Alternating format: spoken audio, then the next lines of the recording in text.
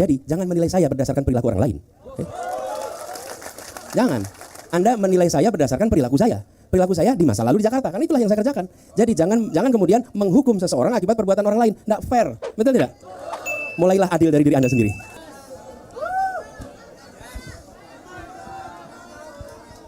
Selamat sore, Mas Anies. Ya, Anies. Oke, saya mulai pertanyaannya. Perkenalkan, Mas, saya Rio dari Dewan Rakyat Lampung. Dewan Rakyat Lampung itu adalah organisasi rakyat independen yang tidak berafiliasi pada partai apapun, tidak menjadi underbow partai politik manapun. Nah, hari ini sebelum saya bertanya, saya sampaikan dulu pada tahun 1998 Dewan Rakyat Lampung merebut lahan yang dimiliki perusahaan selebar 43.000 hektar dan dibagikan kepada masyarakat Lampung sebanyak 2 hektar per 1 kakak. Dan hal itu yang merupakan mestinya menjadi tanggung jawab negara yang diatur dalam Undang-Undang Pokok Agraria. Kalau Bapak tahu, di Undang-Undang Pokok Agraria itu diatur bahwa negara punya kewajiban memberikan tanah kepada orang miskin yang tidak memiliki tanah seluas 2 hektar. Nah, tapi satu-satunya undang-undang yang berpihak pada rakyat kecil, berpihak pada masyarakat miskin itu tidak pernah direalisasikan secara maksimal oleh pemerintah. Kenapa kemudian masyarakat Lampung di Dewan Rakyat Lampung memilih untuk merebut? Karena apa? Karena pemerintah gagal dan tidak pernah menjalankan tanggung jawabnya, yaitu melakukan ataupun merealisasikan Undang-Undang Pokok Agraria. Dan pertanyaannya simpel. Apakah Pak Anies berani melaksanakan dan merealisasikan Undang-Undang Pokok Agraria? Itu pertama. Dan kalaupun berani, apakah strategi ataupun mekanisme yang Bapak lakukan untuk menerapkan ataupun merealisasikan mekanisme untuk menerapkan Undang-Undang Pokok Agraria? Nah, mungkin itu terakhir. Terakhir sebelum Bapak menjawab, saya minta tolong, walaupun ini forum politis, saya minta tolong jawaban yang diberikan, karena saya mewakili 40.000 anggota kami yang tersebar dari 6 kabupaten besar di Lampung. Artinya jawaban Bapak itu ditunggu oleh 40.000 lebih masyarakat yang ada di Dewan Rakyat Lampung. Jadi saya minta, saya tidak butuh jawaban yang politis, saya tidak butuh jawaban yang normatif. Jawaban Bapak akan kami catat dan kami tuntut. Saya minta pertanggungjawabannya ketika Bapak jadi. Terima kasih. Hidup rakyat! Hidup rakyat! Hidup rakyat! Rakyat bersatu! Terima kasih. Sebentar. Duduk dulu Mas, duduk dulu.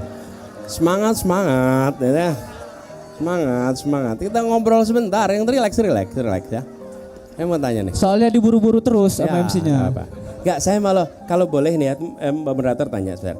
Apa yang menyebabkan itu tidak terlaksana ya? Apa? Oke. Mungkin itu sebagai informasi buat saya. Ini bukan testing, bukan.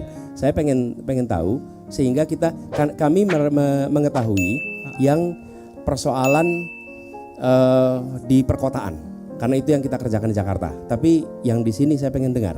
Iya ya. Oke, makanya kenapa pertanyaannya tadi soal berani atau tidak berani, Pak? Karena problem agraria, kenapa itu tidak pernah terrealisasikan? Yang menjadi lawan dari rakyat itu bukan orang lain, tapi justru pemerintah itu sendiri, kekuasaan itu sendiri yang disebut atau yang kita kenal dengan mafia tanah. Itu lawan sesungguhnya. Kenapa Undang-Undang Pokok Agraria itu tidak pernah terrealisasikan?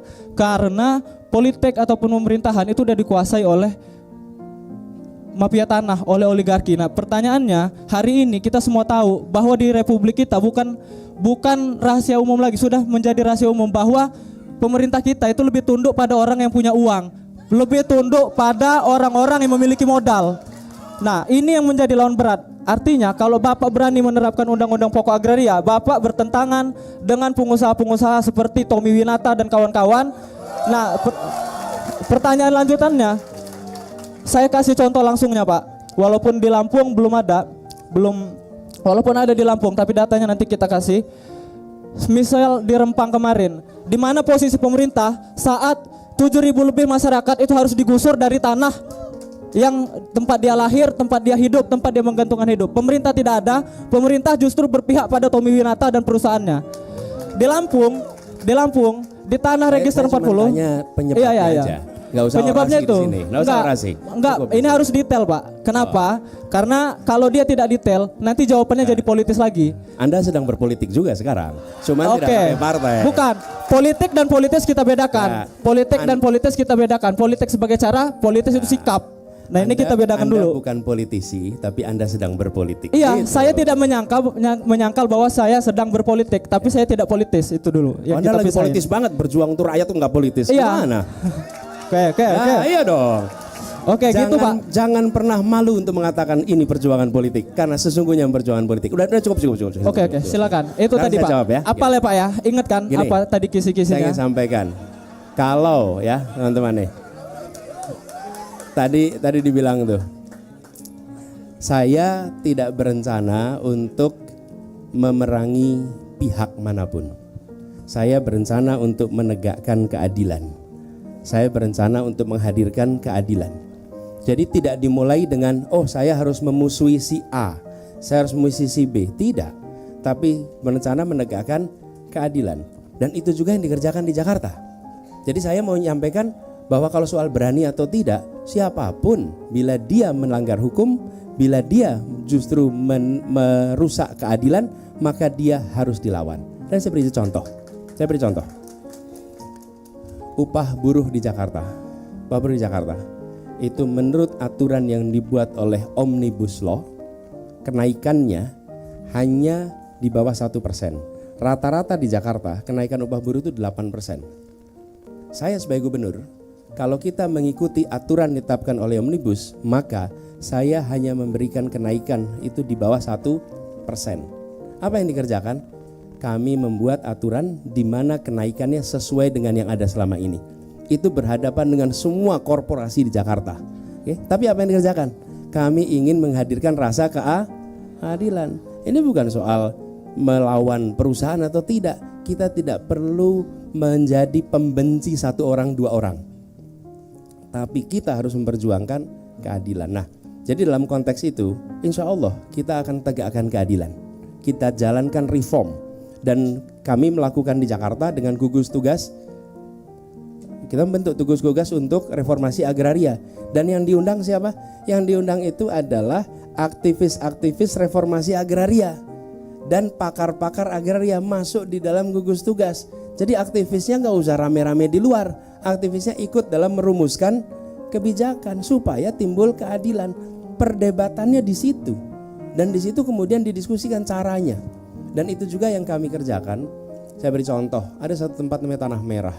Tanah Merah itu tanah yang digunakan oleh rakyat puluhan tahun dan diakui sebagai milik BUMN. Saya tuh tanya sama BUMN, ini BUMN dulu beli tanahnya dari siapa? Oh nggak beli Pak, itu adalah bekas dari perusahaan Belanda. Oke, pertanyaan saya berikutnya, perusahaan Belanda dulu beli dari siapa?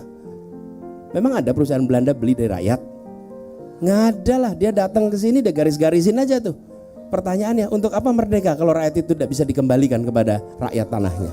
Betul tidak? Jadi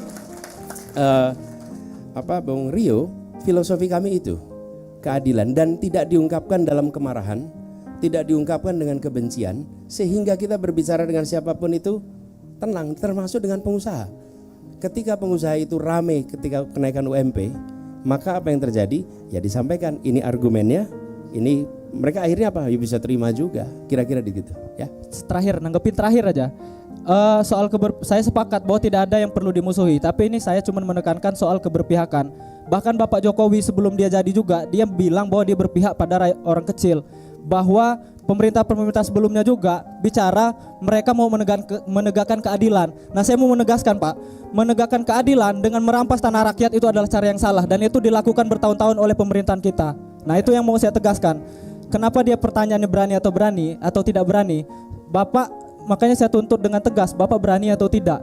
Lawan yang sudah saya kasih tahu, ini soal keberpihakan Pak. Bapak berpihak pada rakyat kecil yang tidak punya tanah, pada kami-kami yang hidup sebagai petani, atau justru sama pihak korporat? Karena selama ini pemerintahan kita tidak pernah berpihak sama masyarakat kecil Pak. Padahal saat masa kampanye, saat masa-masa menjelang pilpres, mereka bilang kami berpihak pada masyarakat kecil. Kami ini melakukan merampas ataupun menggusur Rempang itu untuk keadilan. Katanya mereka kayak gitu, sama aja.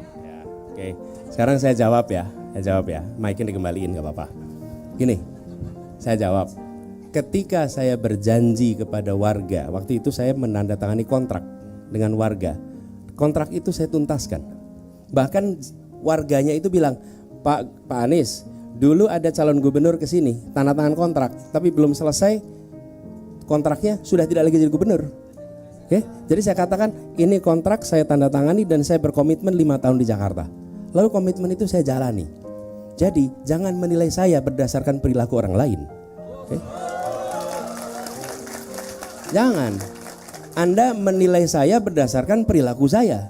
Perilaku saya di masa lalu di Jakarta, karena itulah yang saya kerjakan. Jadi jangan kemudian menghukum seseorang akibat perbuatan orang lain. Nggak fair. Betul tidak? Mulailah adil dari diri Anda sendiri. Bahkan